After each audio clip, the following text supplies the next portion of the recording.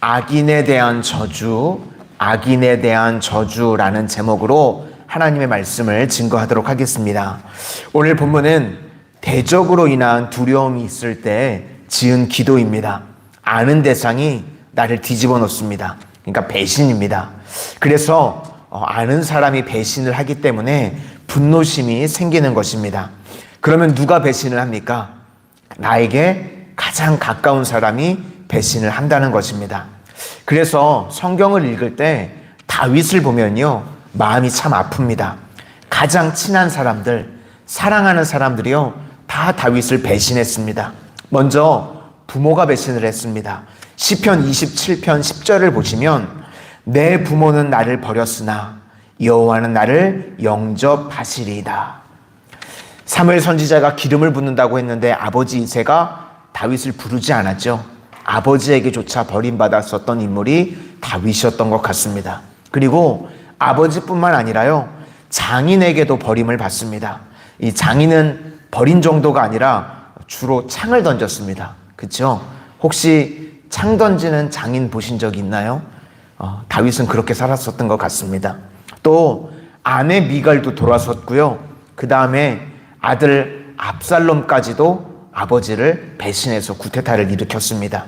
또 사촌 동생이자 가장 오른팔이었던 요압조차도 이 다윗을 배신했었습니다. 그러니까 정말 다윗의 입장에서 보면요, 분노로 흔들릴 수밖에 없는 그런 상황이었습니다. 다윗의 마음 상태를 한번 보시도록 하겠습니다. 2절부터 5절까지입니다. 2절부터 5절까지 시작. 그들이 악한 입과 거짓된 입을 열어 나를 치며 속이는 혀로 내게 말하며 또 미워하는 말로 나를 두르고 까닭없이 나를 공격하였음이니이다. 나는 사랑하나 그들은 도리어 나를 대적하니 나는 기도할 뿐이라. 그들이 악으로 나의 선을 갚으며 미워함으로 나의 사랑을 갚아싸우니.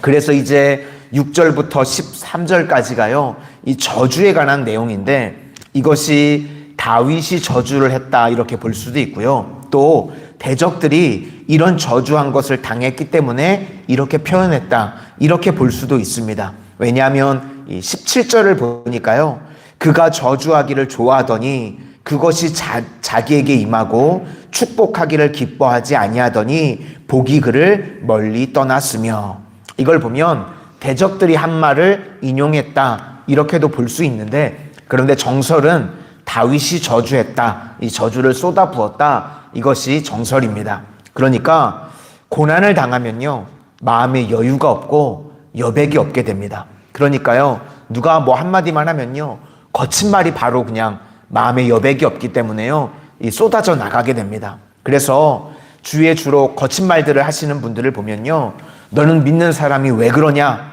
이렇게 질책하지 마시고, 그런 분들은 데려다가요, 한 삼겹살 3인분 먹이시면 됩니다. 그냥. 예, 그러면 거친 말 안 나오거든요. 그러니까 너 왜 이렇게 거치냐 이렇게 충고하지 마시고 그냥 긍휼히 여기시고 어디 맛집 데려가가지고 맛있는 거 한번 사주시면 돼요.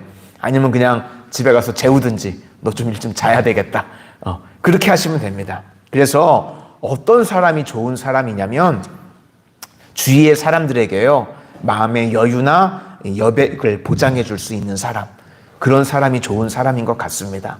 그러니까 우리도요, 거친 말 쏟아내는 사람들 같이 반응하고, 너 믿음의 사람이 그러면 안 된다고 질책하지 마시고 품어줄 수 있고, 마음의 여유와 여백을 보장해 주실 수 있는 믿음의 멋진 백성들이 되실 수 있기를 소망합니다. 그러면 이제 이 저주에 관한 내용인데요, 우리는 저주 잘 안 해서 읽기 힘드시잖아요.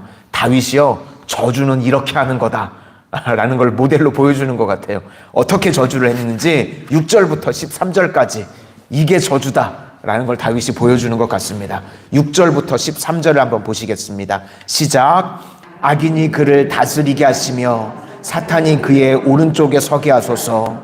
그가 심판을 받을 때에 죄인이 되어 나오게 하시며 그의 기도가 죄로 변하게 하시며 그의 연수를 짧게 하시며 그의 직분을 타인이 빼앗게 하시며 그의 자녀는 고아가 되고 그의 아내는 과부가 되며 그의 자녀들은 유리하며 구걸하고 그들의 황폐한 집을 떠나 빌어먹게 하소서. 고리대금하는 자가 그의 소유를 다 빼앗게 하시며 그가 수고한 것을 낯선 사람이 탈취하게 하시며 그에게 인애를 베풀 자가 없게 하시며 그의 고아에게 은혜를 베풀 자도 없게 하시며 그의 자손이 끊어지게 하시며 후대에 그들의 이름이 지워지게 하소서. 그러니까요, 이렇게 지금 마음의 상태가 거칠어졌다는 것입니다. 그런데 여기서 핵심이 뭐냐면 지금 다윗이요, 원수들에게 가가지고 이것을 쏟아붓는 것이 아니라 누구한테 쏟아붓고 있냐면 하나님께 이 분노를 쏟아내고 있다는 것입니다. 직접적으로 원수한테 찾아가서 이 저주를 원수를 향해서 하는 것이 아니라 하나님 앞에서 쏟아내고 있는 겁니다. 그러니까요, 악에 대한 영향력이 줄어들게 되더라는 것입니다. 이렇게 쏟아내고 나니까요, 이제 두 가지가 생각이 납니다. 먼저는 하나님이 떠오르게 되고, 그리고 두 번째로는 이웃이 생각나게 됩니다. 원수에서요, 이웃으로 변하게 되는 것입니다. 그래서 21절에 이제 반전이 나옵니다. 그러나 라고 반전이 나오는데 21절부터 26절까지를 보시겠습니다. 21절부터입니다. 시작. 그러나 주 여호와여, 주의 이름으로 말미암아 나를 선대하소서. 주의 인자하심이 선하시오니 나를 건지소서. 나는 가난하고 궁핍하여 나의 중심이 상함이니이다. 나는 석양 그림자같이 지나가고 또 메뚜기같이 불려가오며 금식함으로 내 무릎이 흔들리고 내 육체는 수척하오며 나는 또 그들의 비방거리라. 그들이 나를 보면 머리를 흔드나이다. 여호와여 나의 하나님이여 나를 도우시며 주의 인자하심을 따라 나를 구원하소서. 이제 역전의 하나님, 역전의 아버지를 찾는 것입니다. 28절도 한번 보시겠습니다. 28절입니다. 시작. 그들은 내게 저주하여도 주는 내게 복을 주소서. 그들은 일어날 때에 수치를 당할지라도 주의 종은 즐거워하리이다. 아무리 그들이 나를 저주한다고 할지라도 하나님께서 내게 복을 주시면 된다라고 고백하고 있는 것입니다. 그리고 이제요, 원수가 생각이 납니다. 27절을 보시겠습니다. 27절입니다. 시작. 이것이 주의 손이 하신 일인 줄을 그들이 알게 하소서. 주 여호와께서 이를 행하셨나이다. 그들이 누굽니까? 원수입니다. 망할 놈들, 죽일 놈들. 그러다가 이제 그들이 생각나게 되는 겁니다. 그래서 하나님 앞에 그들도 알게 해주십시오. 이렇게 기도가 바뀌게 되었다는 것입니다. 세상의 지배 논리는요, 선과 악입니다. 그래서 항상 옳고 그름을 따집니다. 그러니까요, 아침부터 저녁까지 내가 뭘 생각하냐면 옳고 그름 따지는 겁니다. 내가 선악과의 기준이 돼서 옳고 그름을 내가 판단하는 겁니다. 다윗도 그랬습니다. 나는 선이고 너희들은 악이다. 그런데 상태가 안 좋으니까요, 거친 말들이 막 나오는 겁니다. 그런데 하나님 앞에 기도하고 하나님을 만났더니요, 선악이 아니라요, 진실과 거짓으로 바뀌게 됩니다. 진실 앞에 서니까요, 나도 죄인이고 너도 죄인이라는 겁니다. 나는 옳고 너희는 틀리다고 막 거친 말을 쏟아냈었는데 기도하고 나서 하나님을 만나고 나니까 같은 위치에 서게 되는 겁니다.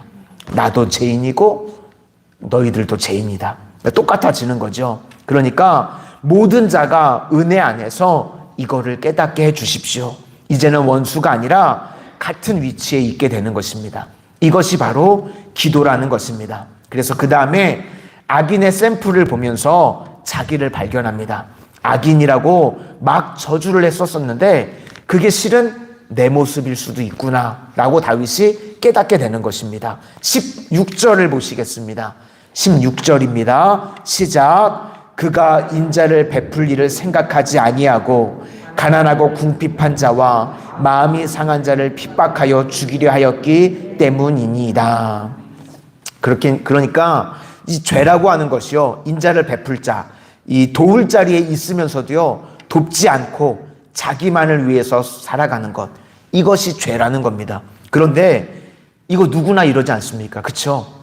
누구나가 다른 사람 도울 자리에 있을 때 다른 사람 돕고 챙기는 게 아니라 자기를 신경을 씁니다. 그러니까 누구나 이렇다는 것입니다. 저주의 대상이 사실은 나 자신이었다고 다윗이 고백을 하는 겁니다. 그래서 하나님 앞에 죄인의 모습으로 서게 되니까 불쌍히 여겨주십시오, 이렇게 기도하게 되더라는 것입니다. 그래서 결국은 저주를 하다가 그것이 내 모습이라는 것을 깨닫고 회개의 자리로 가는 것, 그것이 기도라는 것입니다. 우리도요, 인생에 나를 힘들게 하고 나를 어렵게 하는 사람들이 있습니다. 그때요, 그 사람 찾아가지 마시기 바랍니다. 기도의 자리에 나오셔서 다 쏟아내는 거예요. 다 하나님, 이런 사람들이 나를 괴롭히고요, 어떤 사람들은 이렇고요, 그냥 하나님 앞에 다 쏟아내는 겁니다. 그러다 보면 우리가요, 내 문제까지도 발견하게 됩니다. 나 역시도 그랬었구나. 그리고 다윗과 같이 똑같은 자리에 이제 나도 죄인이고 너도 죄인이구나 라는 같은 위치에 오게 되는 것입니다. 이것이 기도라는 것입니다. 그래서 다윗이 처음에는요, 막 악랄하게 저주를 쏟아내다가요, 이제 그 저주의 힘을 다 잃어버리게 됩니다. 하나님, 내 탓입니다. 그렇게 바뀌게 되더라는 것입니다. 우리 교회 성도님들이요, 이 시대에 진정한 다윗이 되기를 소망합니다. 그래서 우리도 힘들죠. 우리도 연약하죠. 그래서 처음에는 원망으로 불평으로 나갔을지라도 기도가 깊어지셔서 이제 다른 사람을 위해서 중보할 수 있는 정말 믿음의 리더들이 다 되어지실 수 있기를 소망합니다. 그래서 대적들로 인해서 내 신앙이 더 깊어지고 내 신앙이 더 넓어지는 이 시대의 다윗이 되시기를 주님의 이름으로 축원을 드립니다. 기도하겠습니다. 사랑의 주님, 오늘 다윗이 말할 수 없는 대적들로 연하여서 하나님 앞에 기도할 때에 하나님을 만나고 원수에서 다시금 이웃을 만나게 되었던 것처럼 우리도 대적들을 통하여서 먼저는 하나님 앞에 쏟아내기를 원합니다. 세상에 가서 세상에서 위로받거나 세상에서 안위함을 얻는 것이 아니라 이 시간 하나님 앞에 쏟아내게 하여 주셔서 하나님이 위로하여 주시고 하나님께서 주시는 은혜와 평강으로만 채워지게 하여 주시옵소서. 그리하여서 우리도 나는 옳고 너는 틀리다고 원수를 바라보는 것이 아니라 같은 죄인임을 깨닫고 그 불쌍한 영혼들을 위해서도 중보할 수 있는 진정한 이 시대의 다윗들이 되게 하여 주시옵소서. 오늘도 주님만을 의지합니다. 주님께서 나의 힘이 되어 주셔서 우리 인생 가운데 역전의 은혜가 임하게 하여 주시옵소서. 예수님 이름으로 기도드립니다. 아멘.